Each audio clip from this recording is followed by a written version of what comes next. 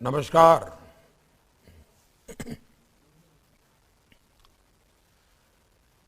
मध्य प्रदेश के राज्यपाल श्रीमान मंगूभाई पटेल,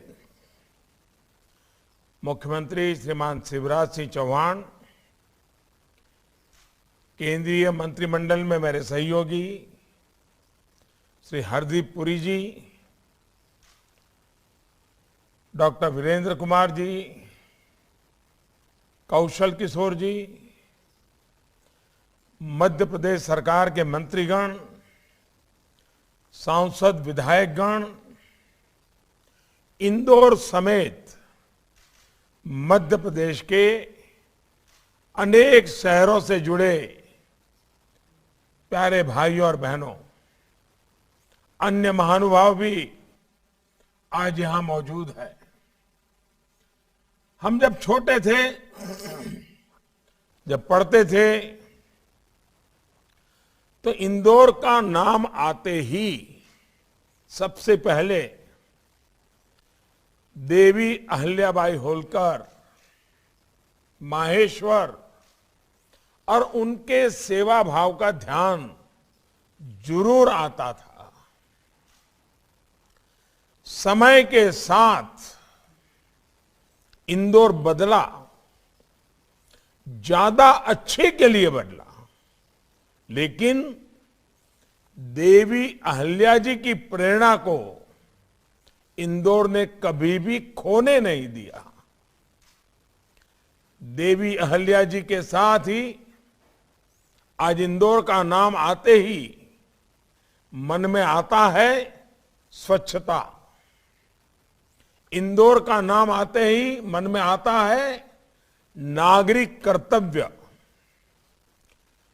जितने अच्छे इंदौर के लोग होते हैं, उतना ही अच्छा उन्होंने अपने शहर को बना दिया है। और आप सिर्फ सेब के ही शौकीन नहीं हैं, इंदौर के लोगों को अपने शहर की सेवा करना भी आती है। आज का दिन स्वच्छता के लिए इंदौर के अभियान को एक नई ताकत देने वाला है। इंदौर को आज गीले कचरे से बायो सीएनजी बनाने का जो गोवर्धन प्लांट मिला है, उसके लिए आप सभी को बहुत बहुत बधाई। मैं शिवराज जी और उनकी टीम की विशेष प्रशंसा करूंगा, जिसने इस कार्य को इतने कम समय में संभव बनाया है। मैं आज सुमित्रा ताई का भी आभार व्यक्त करूंगा, जिन्होंने सांसद के तौर पर इंदौर की पहचान को नई ऊंचाई पर पहुंचाया। इंदौर के वर्तमान सांसद मेरे साथी भाई शंकर लालवानी जी भी उनके नक्शे कदम पर उन्होंने जिस राह को तय किया, उस राह पर इंदौर को आगे बढ़ाने के लिए, उसे और बेहतर बनाने के लिए निरंतर काम कर रहे हैं। और साथियों, आज जब मैं इंदौर की इतनी प्रशंसा कर रहा हूं, तो अपने संसदीय क्षेत्र वाराणसी का भी जिक्र करूंगा। मुझे खुशी है कि काशी विश्वनाथ धाम में देवी अहिल्याबाई होलकर जी की बहुत ही सुंदर प्रतिमा रखी गई है। इंदौर के लोग जब बाबा विश्वनाथ के दर्शन करने जाएंगे, तो उन्हें वहां देवी अहिल्याबाई जी की मूर्ति भी दर्शन करने को लिए मिलेंगी। आपको अपने शहर पर और गर्व होगा। साथियों, अपने शहरों को प्रदूषण मुक्त रखने और गीले कचरे के निस्तारण के लिए आज का ये प्रयास बहुत अहम है। शहर में घरों से निकला गीला कचरा हो, गांव में पशुओं खेतों से मिला कचरा हो, ये सब एक तरह से गोबरधन ही है। शहर के कचरे और पशुधन से गोबरधन, फिर गोबरधन से स्वच्छ ईंधन, फिर स्वच्छ ईंधन से ऊर्जा धन। ये श्रृंखला जीवन धन का निर्माण करती है। इस श्रृंखला की हर कड़ी कैसे एक दूसरे से जुड़ी हुई है, उसके प्रत्यक्ष प्रमाण के तौर पर इंदौर का ये गोबरधन प्लांट अब दूसरे शहरों को भी प्रेरणा देगा। मुझे खुशी है कि आने वाले 2 वर्षों में देश के 75 बड़े नगर निकायों में इस प्रकार के गोबरधन बायो सीएनजी प्लांट बनाने पर काम किया जा रहा है। ये अभियान भारत के शहरों को स्वच्छ बनाने, प्रदूषण रहित बनाने, क्लीन एनर्जी की दिशा में बहुत मदद करेगा। और अब तो शहरों में ही नहीं, बल्कि देश के गांवों में भी हजारों की संख्या में गोबरधन बायोगैस प्लांट लगाए जा रहे हैं। इनसे हमारे पशुपालकों को गोबर से भी अतिरिक्त आय मिलनी शुरू हुई है। हमारे गांव देहात में किसानों को बेसहारा जानवरों से जो दिक्कत होती है, वो भी इस तरह के गोबरधन प्लांट में उसके कारण कम हो जाएगी। ये सारे प्रयास भारत के क्लाइमेट कमिटमेंट को भी पूरा करने में मदद करेंगे। साथियों, गोबरधन योजना यानी कचरे से कंचन बनाने के हमारे अभियान का जो असर हो रहा है, उसकी जानकारी जितनी ज्यादा से ज्यादा लोगों को मिले, वो उतना ही अच्छा है। गोबरधन बायो सीएनजी प्लांट से इंदौर को प्रतिदिन 17 से 18 हजार किलो बायो सीएनजी तो मिलेगी ही, इसके अलावा 100 टन जैविक खाद भी यहां से रोजाना निकलेगा। सीएनजी के कारण प्रदूषण कम होगा और इसलिए प्रत्येक व्यक्ति और जीवन जीने में, हर व्यक्ति को जीवन जीने में उसकी सुविधा बढ़ेगी। इसी प्रकार से यहां जो जैविक खाद बनेगी, उससे हमारी धरती मां को भी नया जीवन मिलेगा, हमारी धरती का कायाकल्प होगा। एक अनुमान है कि इस प्लांट में जो सीएनजी बनेगी, उससे इंदौर शहर में हर रोज करीब करीब 400 बसें चलाई जा सकेगी। इस प्लांट से सैकड़ों युवाओं को किसी ना किसी रूप में रोजगार भी मिलने वाला है, यानी एक ग्रीन जॉब्स को बढ़ाने में भी मददगार होगा। भाई और बहनों, किसी भी चुनौती से निपटने के दो तरीके होते हैं।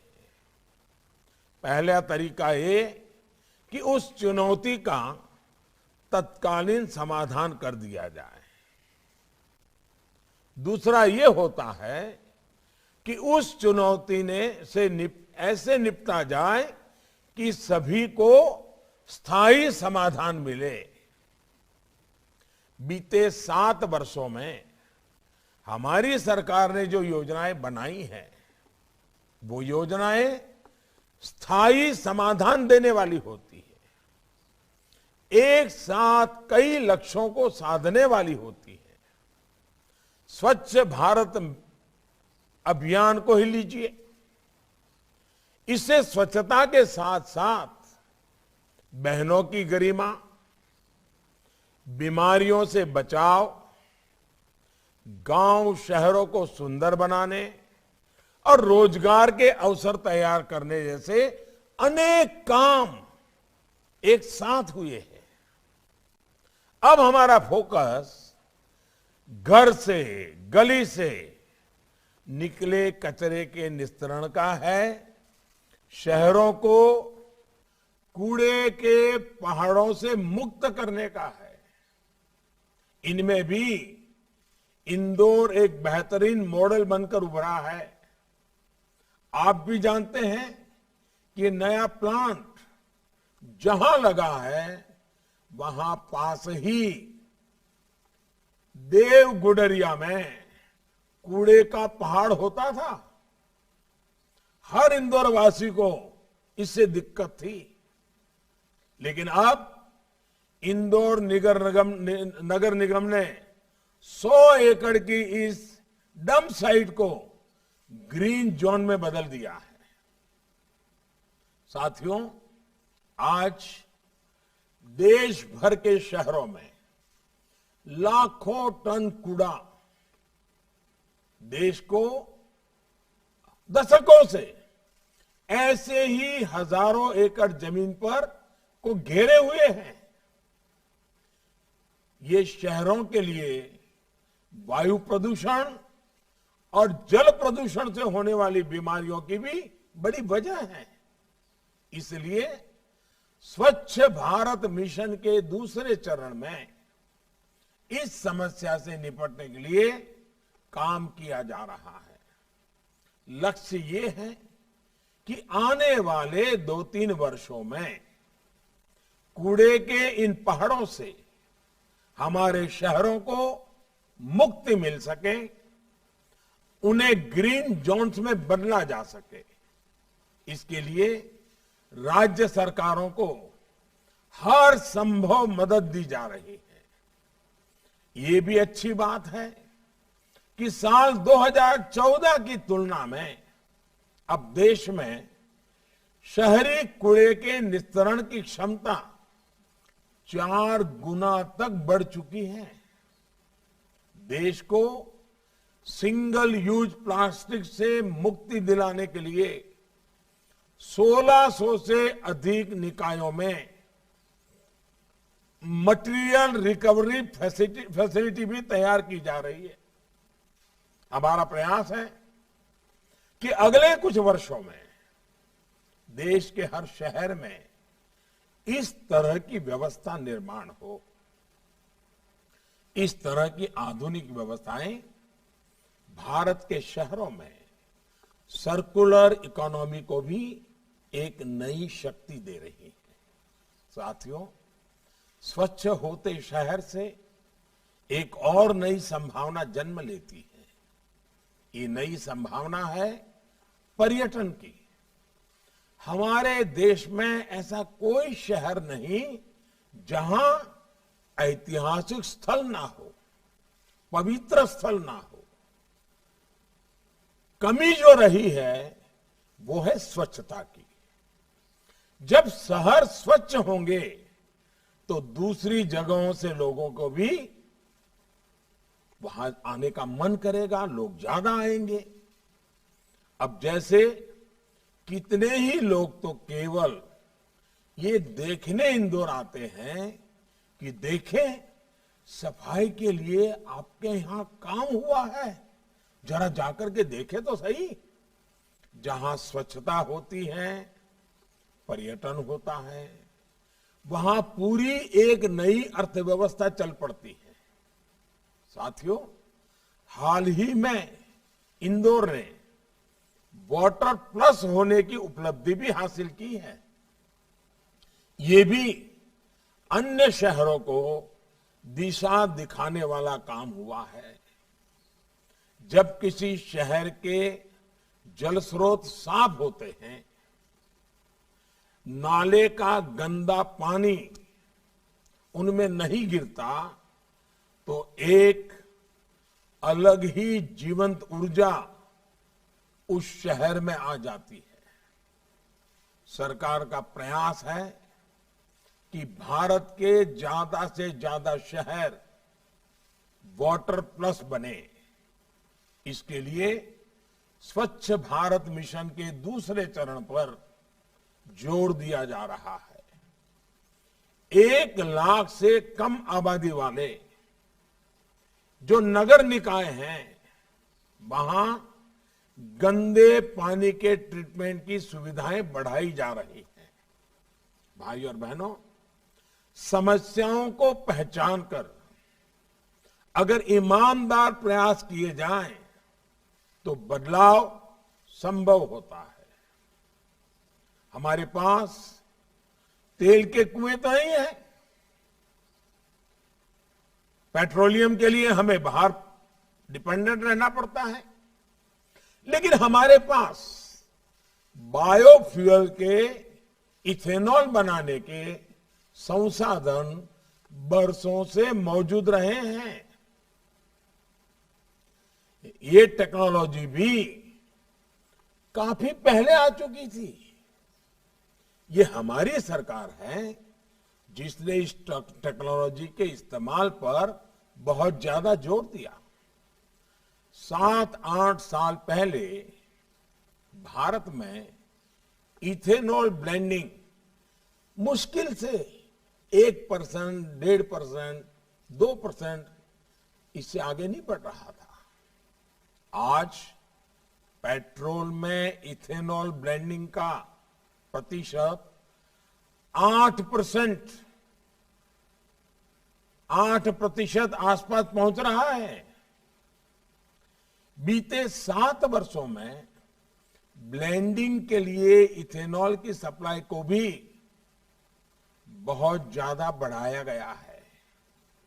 साल 2014 से पहले देश में करीब 40 करोड़ लीटर इथेनॉल ब्लेंडिंग के लिए सप्लाई होता था। आप याद रखना, 40 करोड़ लीटर।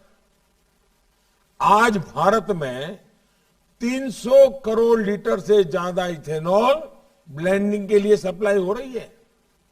कहां 40 करोड़ लीटर और कहां 300 करोड़ लीटर।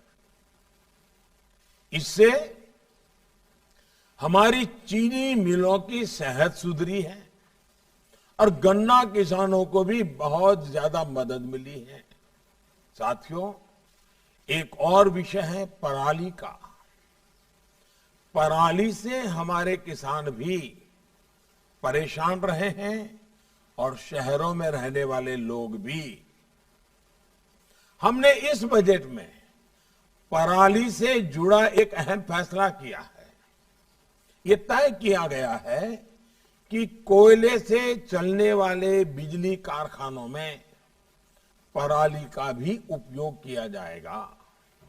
इससे किसान की परेशानी तो दूर होगी ही, खेती के कचरे से किसान को अतिरिक्त आय भी मिलेगी। ऐसे ही हमने ये भी देखा है कि पहले सौर ऊर्जा, सोलर पावर को लेकर कितनी उदासीनता थी। 2014 के बाद से हमारी सरकार ने पूरे देश में सोलर पावर का उत्पादन बढ़ाने के लिए अभियान चलाया हुआ है। इसी का परिणाम है कि आज भारत सोलर पावर से बिजली बनाने के मामले में दुनिया के टॉप 5 कंट्रीज में, दुनिया के 5 प्रमुख देशों में अपनी जगह बना ली है। इसी सोलर पावर की शक्ति से हमारी सरकार किसानों को अन्नदाता के साथ ही ऊर्जादाता भी बना रहा है। अन्नदाता ऊर्जादाता बने। देश भर के किसानों को लाखों सोलर पंप भी दिए जा रहे हैं।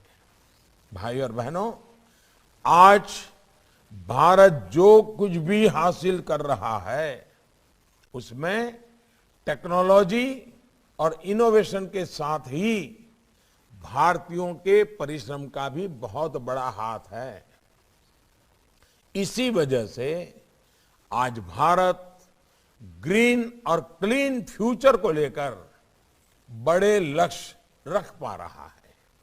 हमारे युवाओं, हमारी बहनों, हमारे लाखों लाख सफाई कर्मचारियों पर अटूट भरोसा करते हुए हम आगे बढ़ रहे हैं। भारत के युवा नई टेक्नोलॉजी, नए इनोवेशन के साथ साथ जन जागरण में भी बहुत अहम भूमिका निभा रहे हैं। जैसे मुझे बताया गया है कि इंदौर की जागरूक बहनों ने कूड़े के प्रबंधन को एक अलग मुकाम पर पहुंचा दिया है।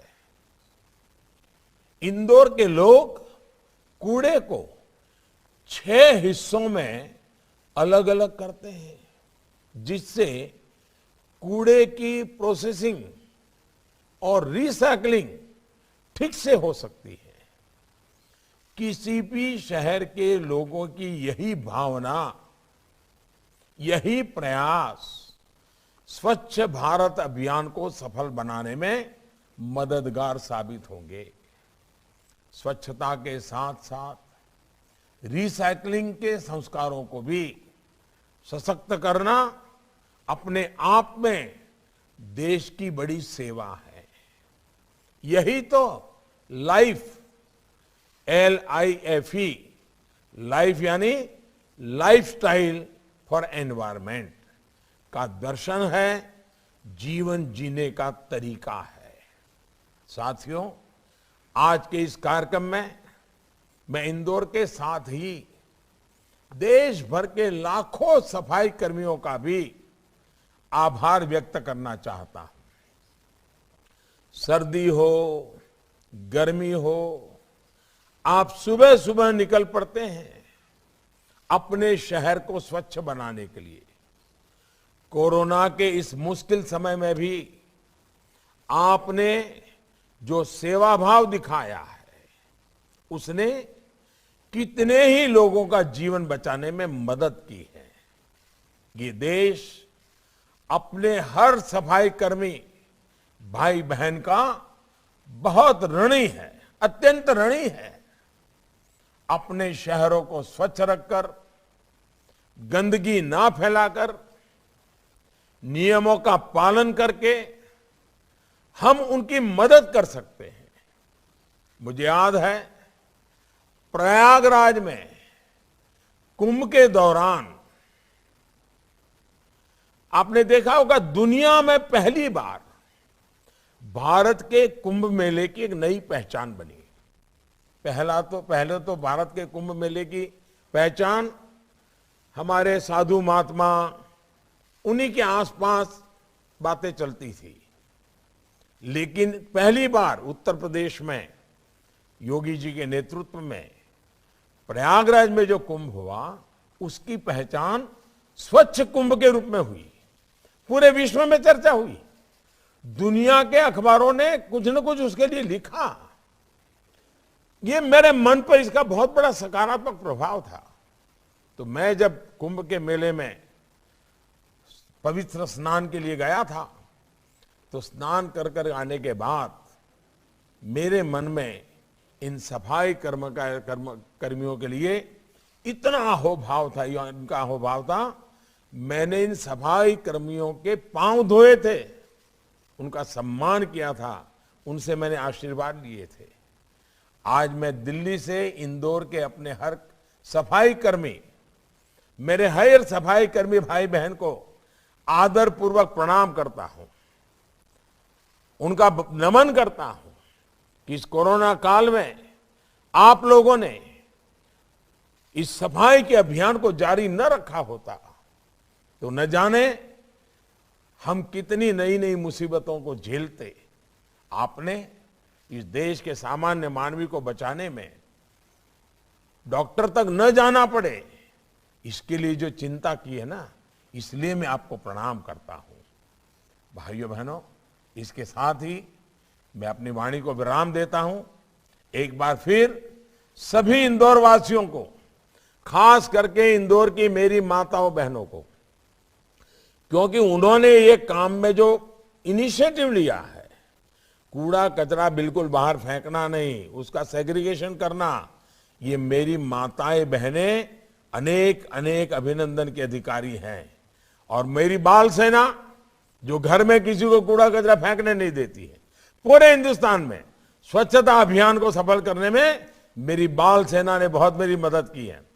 3-3, 4-4 साल के बच्चे अपने दादा को कहते हैं कूड़ा कचरा यहां मत फेंको, चॉकलेट खाइए, ये यहां नहीं फेंकना है, कागज यहां नहीं फेंकना है। ये जो बाल सेना ने काम किया है, ये भी हमारे भावी भारत की नींव को मजबूत करने वाली बात है। मैं इन सबको आज हृदय से अभिनंदन करते करते आप सबको बायो सीएनजी प्लांट के लिए बहुत बहुत बधाई देता हूं। बहुत बहुत धन्यवाद। नमस्कार। Find more details in the book Narendra Modi, Architect of New India, presented by senior BJP leader Sudhir Ji Mungantiwar, Maharashtra.